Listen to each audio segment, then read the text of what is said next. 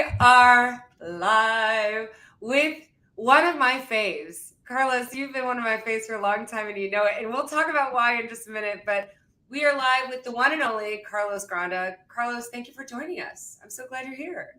Thank you for having me. I'm excited to be here. We finally made it to this. It's been a long time coming. That's what I say. We met during the pandemic. Carlos was an SVP of customer success at Google, and you had posted something. I'm going to link it down below. That was very progressive, and I remember taking a screenshot and sending it to some friends. I had no idea who you were, and I just thought how awesome that you were willing to take a stand so publicly, given your position. And then I reached out. You probably thought I was insane. And now years later, here we are. So very, very excited to pick your brain today. Yeah. The journey that we're here. That's right. Despite all the craziness. But so one of the things that I wanted to talk to you about is we were having a conversation offline about humanizing customer success. So for some background of folks who maybe don't know you, you were, like I mentioned, an executive at Google for customer success, some other companies we might have heard of, including just recently the SVP at RingCentral for their customer success teams, SAP, Salesforce. I saw you were at Oracle for a while. So just a couple giant, massive names leading global organizations through this charge of customer success. So maybe before we dive into how we humanize CX with AI, tell us, those who maybe don't know you, a little bit about you. Yeah, no, thanks. I've been in the enterprise software industry for over 30 years, all the time focused on sort of post-sales. I started as a developer, then an architect, but I wasn't very good. So they realized that I'm probably better at running teams and running P&Ls. And so I've been doing this for quite a long time. And so I've watched our function evolve over time as technology has disrupted the spaces, as things have come around, customer success and post-sales in general has played in such a critical role. And especially today where macroeconomic conditions, customer success becomes a very critical, very important piece of an enterprise software company to protect the revenue. Right? It's not just about getting new customers, but it's also about protecting the base and making sure your customers are getting the most value out of it. So I've been doing this for quite a while. For just a minute. But that kind of makes you our resident expert. So I'm going to ask you some questions. We were just teasing before I pressed the record button. This truly is me learning in public. And I have no shame. I will ask you all the questions. So hopefully this is really helpful. One of the things that you mentioned while we were talking last time was this idea around how we can leverage AI to humanize customer success, or what I now dub, because what's tech without an acronym, CX. So what are your thoughts around that? What does that even mean? Yeah, no, it's a great question. Look, AI is a very disruptive technology. It's already impacting every aspects of life, whether you're in healthcare, whether you're in education, transportation. And as AI becomes more powerful and more widely spread, it's going to have even a greater impact in just humanity in every single industry. And so it doesn't make any difference, or it doesn't really, when you think about the enterprise software industry, AI is and will continue to have an impact to it. It's providing probably a better customer experience, a better way to cover those accounts. I mean, when you think about it, one of the toughest challenges that you have, and especially in large software companies, you have the concept of a high touch model and a scale model. And a high touch model is when you hire humans to go and take care of those accounts. So think of it as like an account manager on the post-sale side of it, making sure customers are they're getting value out of it. But then when you start thinking about sort of what I think of it as below the line, sort of the tail of the business, which is sort of the small to medium sized customers, hiring bodies to just take care of and giving them the same experience that, let's say, a Bank of America might have, becomes very difficult from a cost perspective, from a global perspective. It just becomes very, very difficult. And so I think this is where technology and AI specifically can truly improve how we engage with customers. How do we provide them better support? How do we actually recommend better products, better offerings that they might be able to leverage? So I do think that AI will continue to have a very, very big impact in customer success.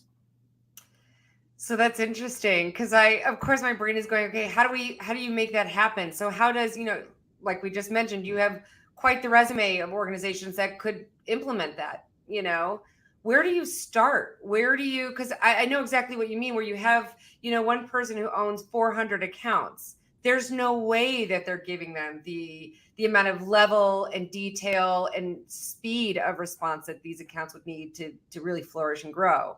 So where do you start when you've got such a massive number of below the line accounts? Yeah, so you guys are thinking about building a framework, right? And the Okay. framework really looks at, when you think about an account that is performing really, really well, there's specific criteria, there's specific attributes that makes that customer or that account to be growing. Could be their industry, it could be, their technology maturity, it can be geographically where they're located, right? So there's a lot of things that really make an account grow very, very fast. So if you reverse engineer that and you say, okay, now let's start creating some frameworks around customer health, potentially around customers that might churn, that might leave you, right? So we start building the framework, that same CSM that is covering those 400 accounts, AI might be able to say, you know what, this quarter, let's focus on these 20 accounts. Yeah. You can't cover all 400, but let's focus on these 20 because their health score or where they're at could be that they could be churning. Right. And so it gives you a different framework. And so if you develop think about it as a 2x2 framework that says, hey, for these accounts that are going to churn, here's a playbook. For these accounts that we want to expand and grow, and they may be primed to positioning, let's say, a new product, let's go after these accounts. Here's a playbook for those.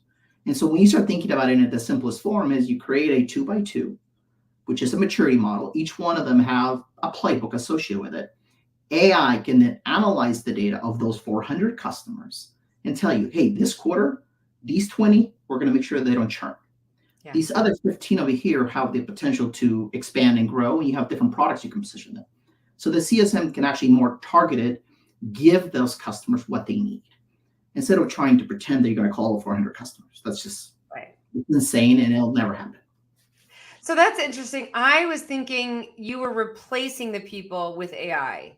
You're making this an augmented support, analytics, and even directional input on, hey, this is the playbook, or this is the message. This is their health score, to your point, or maybe potentially some other data point that would be leveraged by the human. Did I get that right? Yeah, for sure. So look, the way you think about leveraging AI, there's really two ways that at least I would consider, and then I've sort of thought about as, how is AI going to impact us? There's a default piece of it, which is like, let's just AI make the decisions for us.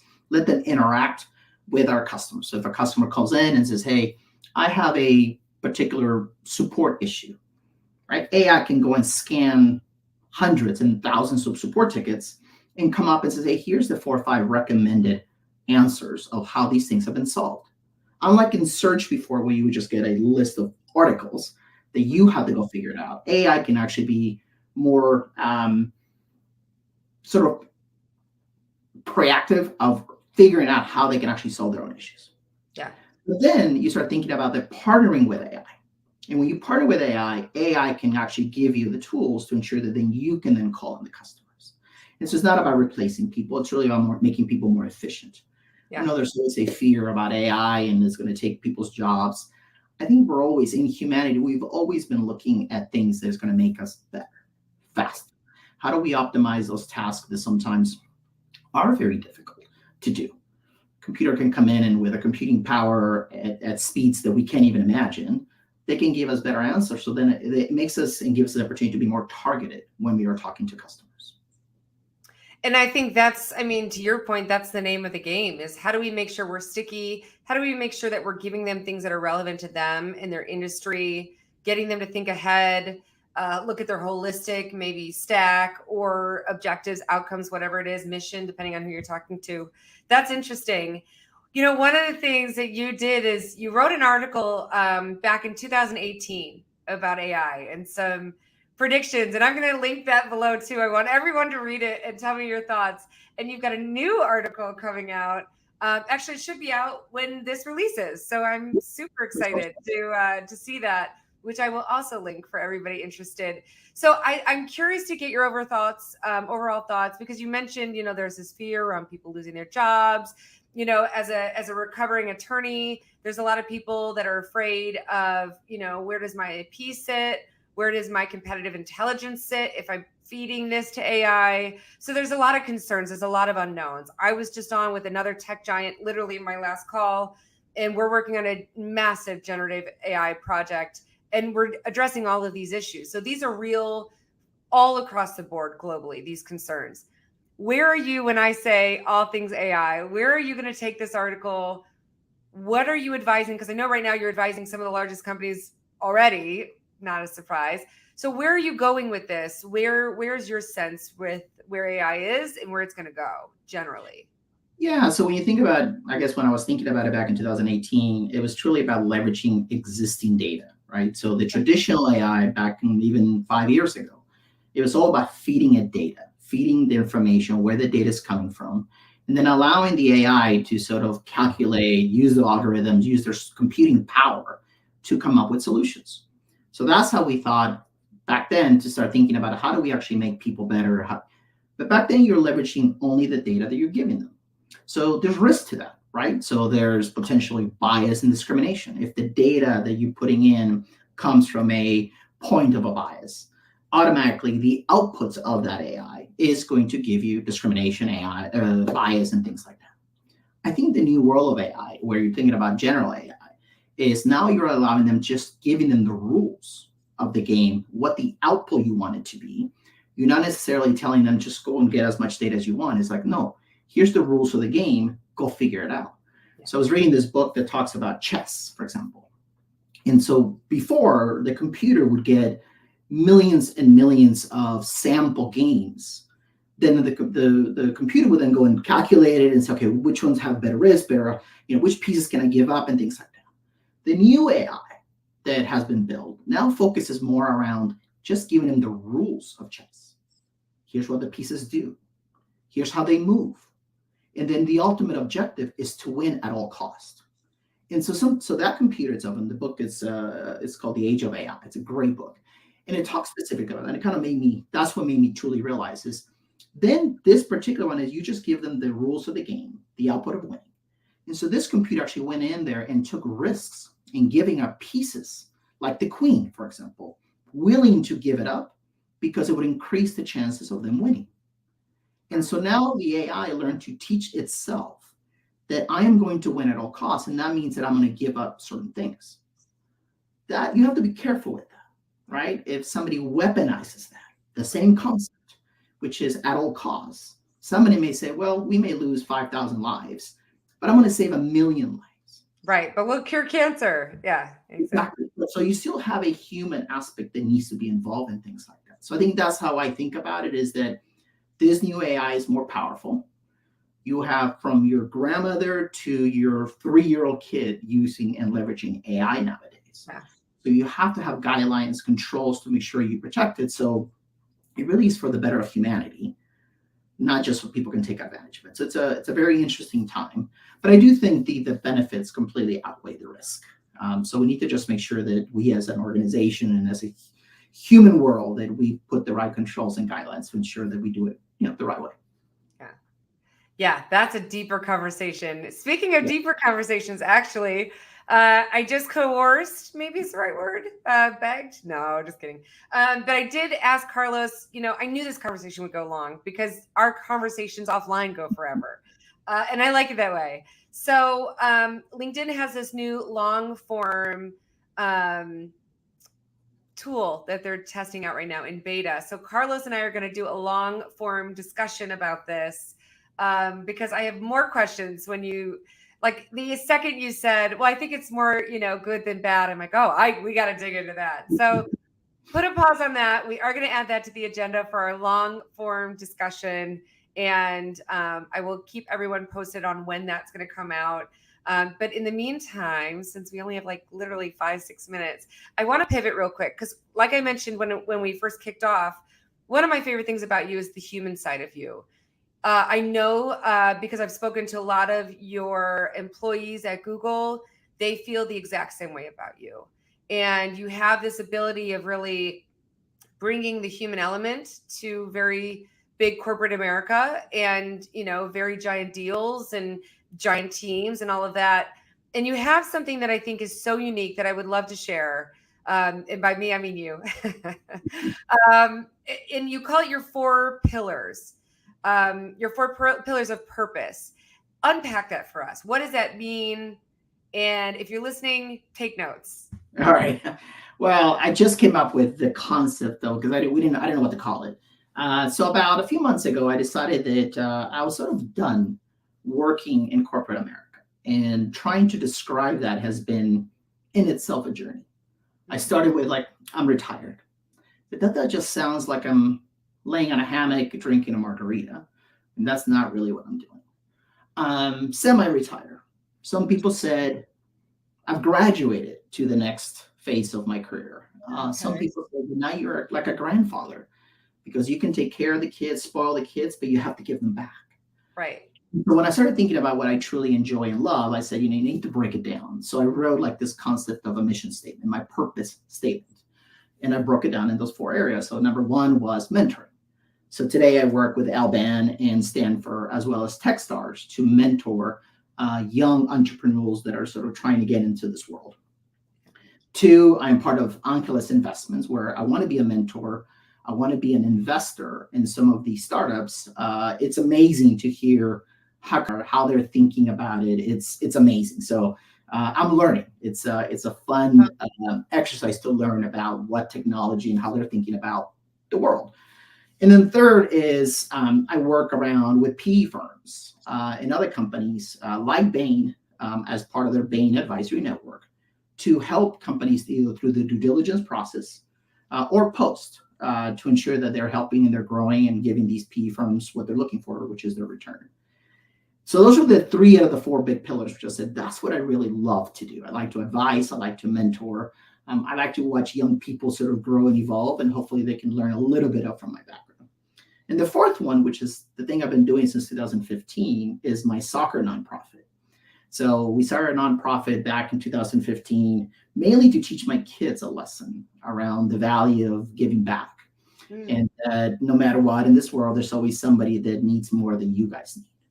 And so that was sort of the concept. And so we just recently came back from Costa Rica, where we took a bunch of soccer equipment, soccer gear, soccer balls, shoes to these 40 kids, who was just an amazing experience where we gave it to them and they truly appreciate it. So those are what I'm calling my 4 pillars of purpose. So to call it retirement, I'm spending about 3 or 4 days just doing those 4 pillars. So I don't even call it retirement. So how did you get there? Because I'm a little guilty of doing too much, signing up for everything. Of course, because I'm so purpose driven. That just is such a part of me that I just enjoy. It gives me energy. It's the reason I have a hard time sleeping on Monday mornings. I'm ready to go, but there's a balance. So do you have any guidance for those who are watching now or watching later? How do you find your purpose? How did you get to those 4 pillars, and why only 4? I have 4 million. Any guidance there for living a purpose-driven life? I don't know if I don't know if it's a strategy or a thought that is for everybody. I think everybody's at different places in their careers and their lives. So I don't know for me what it was. I don't know if it was the post-pandemic. I don't know if it's being an empty nester. I don't know if it's, becoming really, really old. I don't know what it was, but it just, I found that I'm old. So that can't work.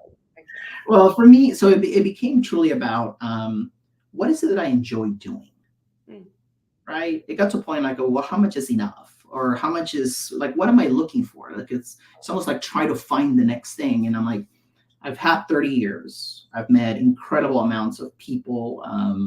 I've worked for great companies and been very fortunate. So I don't want to wait until I'm 70 years old or 80 years old and say, okay, let me stop now. Let me go figure out what my new purpose is, because I may be too old and tired by then.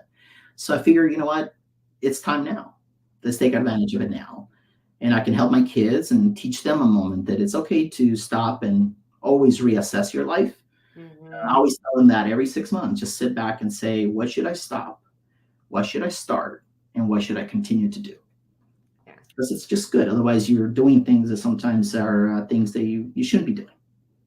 Do you start with goals, or do you have objectives as you're like, okay, these are my 4 things, these are my objectives, or no, that's too much like a business plan. It's whatever fills you.